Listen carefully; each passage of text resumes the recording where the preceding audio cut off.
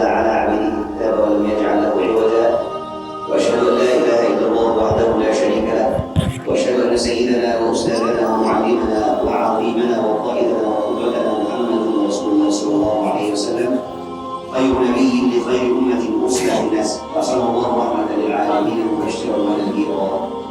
المكرم كيai Haji Muhammad Abdul Qudus barakallahu fi umrihi wa nafa'ana Allah wa nafa'ana bi umrihi insyaallah. نسأل الله أن يجعل هذا المعهد من أكبر المعاهد في إندونيسيا. إن شاء الله لا أطيل عليكم. Saya bisa bahasa Indonesia tapi nanti kalian terus Indonesia. Yang ada Rasna Ustaz Akbar Yawmudi Munzal.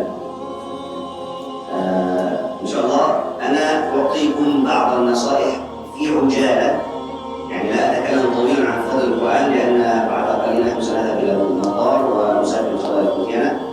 والنصيحة اليوم ربما مركزة على موضوع النية.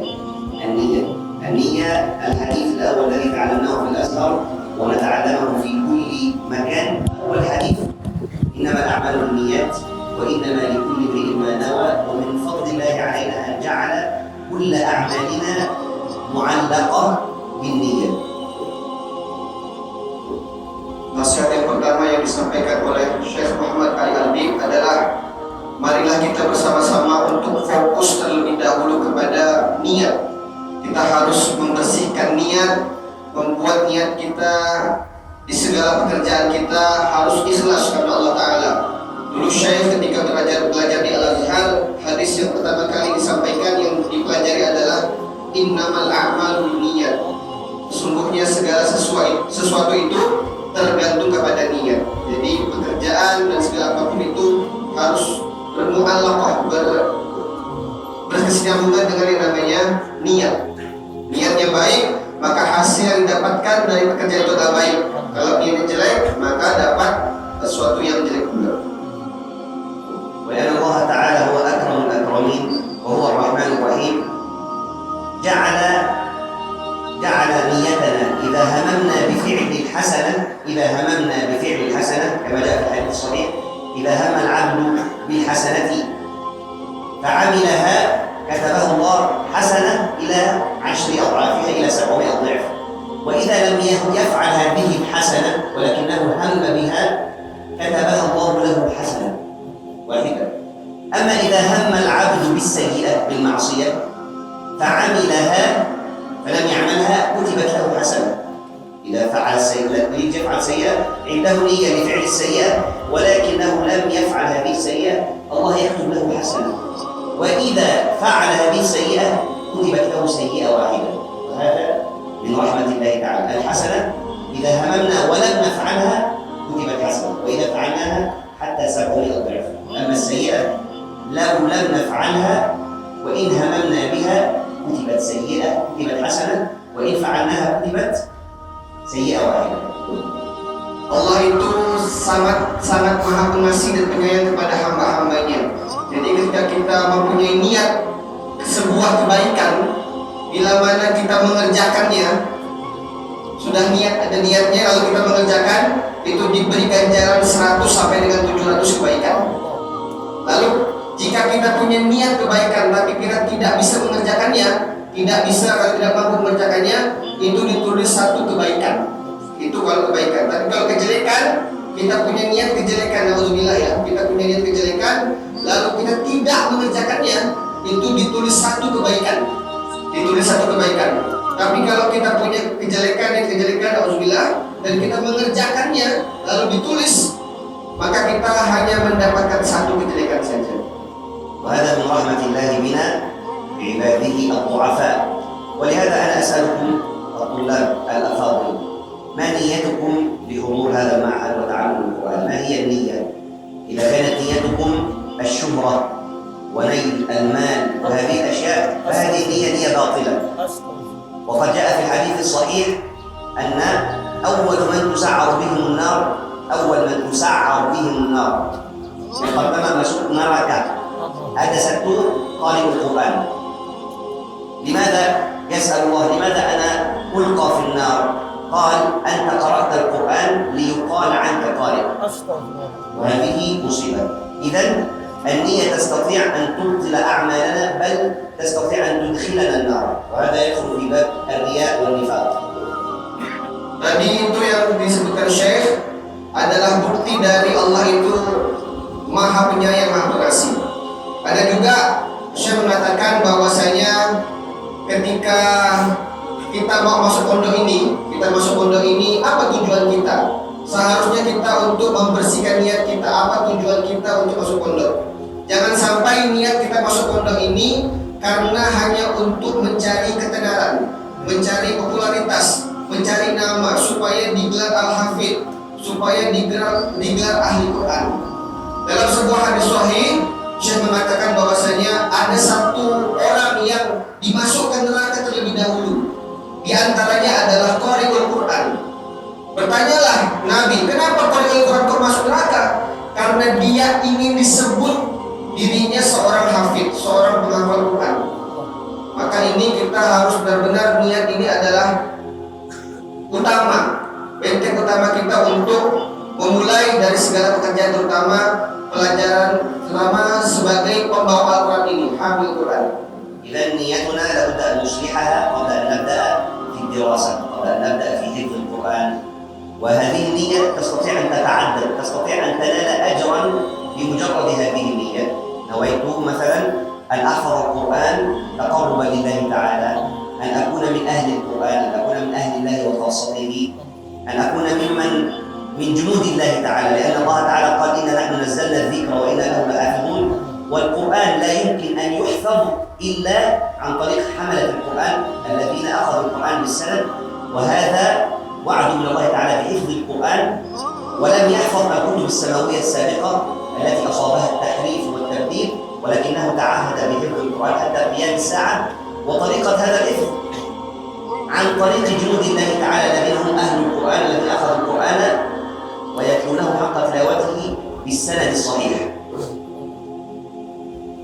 Hendaknya kita untuk selalu membersihkan niat kita, terutama niat kita ketika ingin memulai belajar. Ketika kita mulai belajar, ketika kita mau memulai menghafal Quran, hendaknya kita membersihkan niat kita dulu.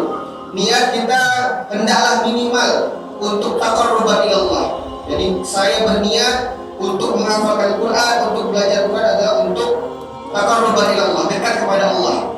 Itu adalah niat yang paling minimal. Bisa juga untuk menjadi ahli Quran, untuk menjadi ahli Quran, pejuang Al-Quran, pembawa Al-Quran.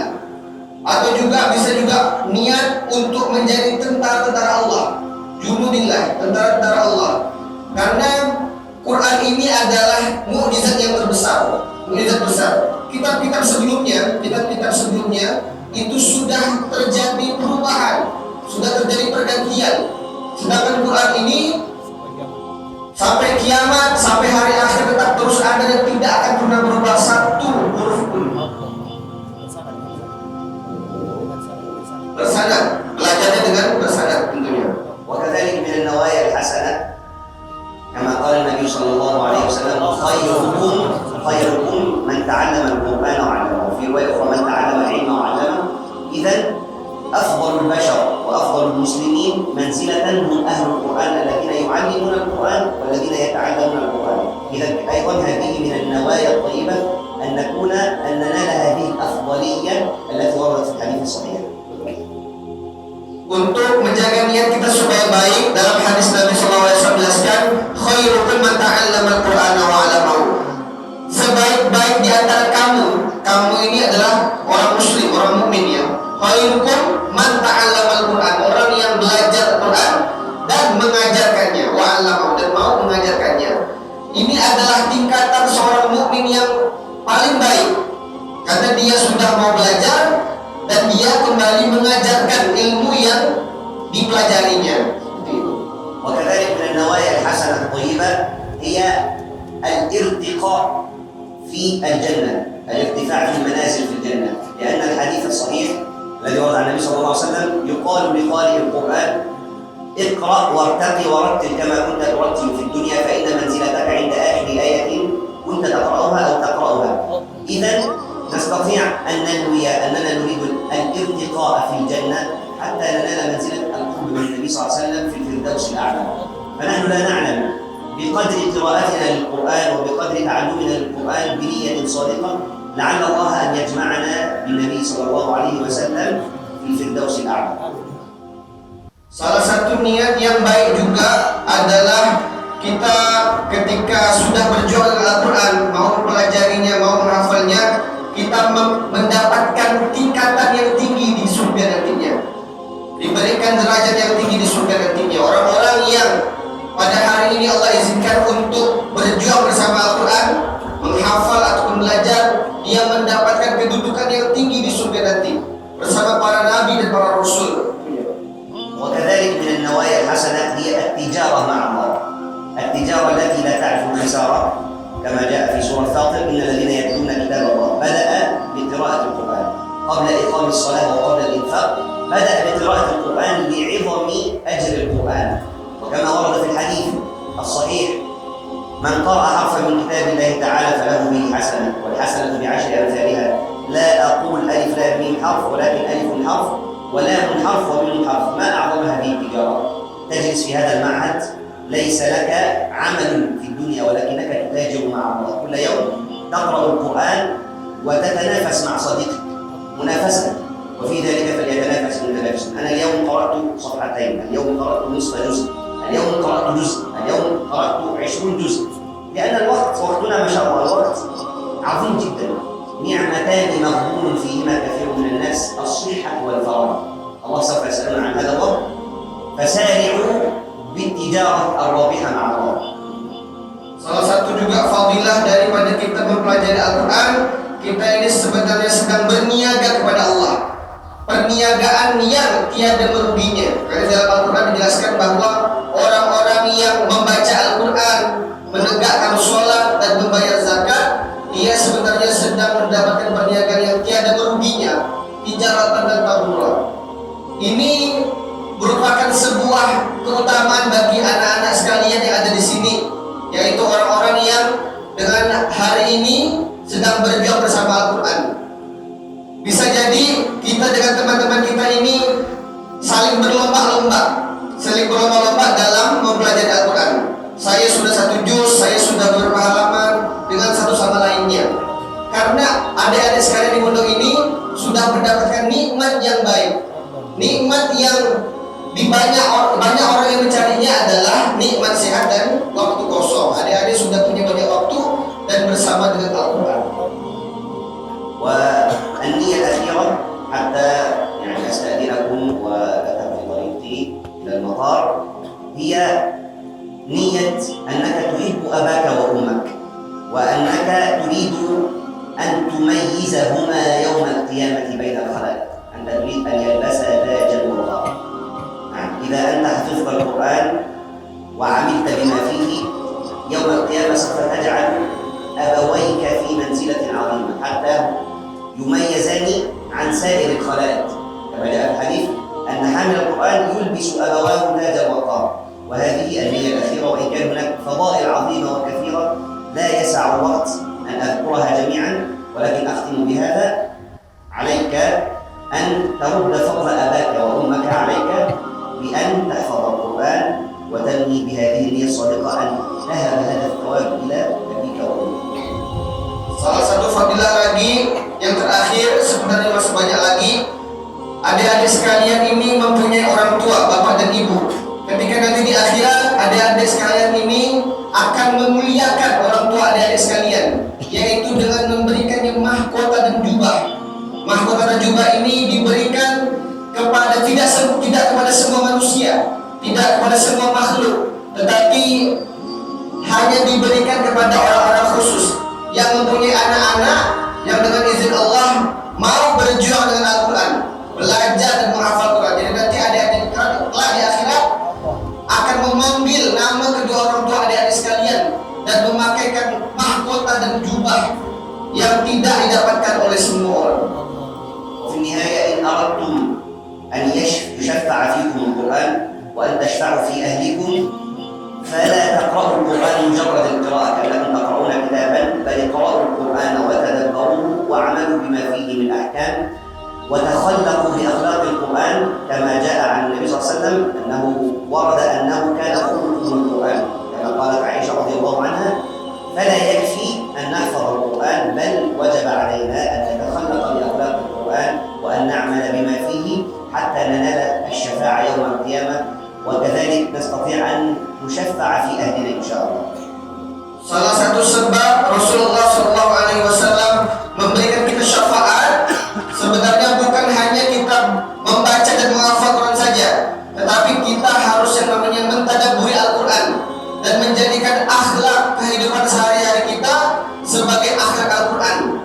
Dalam sebuah hadis yang diriwayatkan oleh Aisyah berkata bahwasanya Rasulullah itu akhlaknya adalah akhlak Quran. Jadi apa-apa yang dilakukan Rasul itu sesuai dengan pedoman Al-Quran. Semuanya sudah ada di Al-Quran. Jadi Rasul itu adalah amal berjalan istilahnya. Sehari-hariannya adalah sesuai dengan apa yang tertulis dan disyariatkan oleh Al-Quran. وأكتفي بهذا القدر. في الحقيقة عندي كثير نصائح لإخواني من الطلاب ولكن للأسف يعني الوقت ضيق، ولكن إن شاء الله أعدكم إن أعطانا الله عمرا أن نأتي هنا مرة أخرى ونتكلم باستفاضة ويعني نعلمكم سورة الفاتحة وربما الله أعلم ربما يجدنا لقاء كل شهر هنا، الله أعلم أن الله على كل شيء قدير. وأقول قولي هذا وأستغفر الله العظيم لي ولكم والسلام عليكم ورحمة الله وبركاته. Sebenarnya saya masih banyak lagi ingin memberikan nasihat tentang fadilah Al-Quran. Namun karena waktu yang sempit, waktu yang baik yang sedikit, karena saya sebentar lagi mau ke bandara, saya ingin lagi datang ke sini. Mudah-mudahan mohon doanya supaya Syekh nanti di kemudian hari bisa kembali ke sini. Jadi Syekh ini masih punya utang yaitu mengajarkan Al-Fatihah. Mudah-mudahan nanti secepatnya insyaallah saya bisa kembali berkunjung ke sini dan mengajarkan adik-adik kita semuanya surah Al-Fatihah. Amin ya rabbal alamin. Demikian. Wassalamualaikum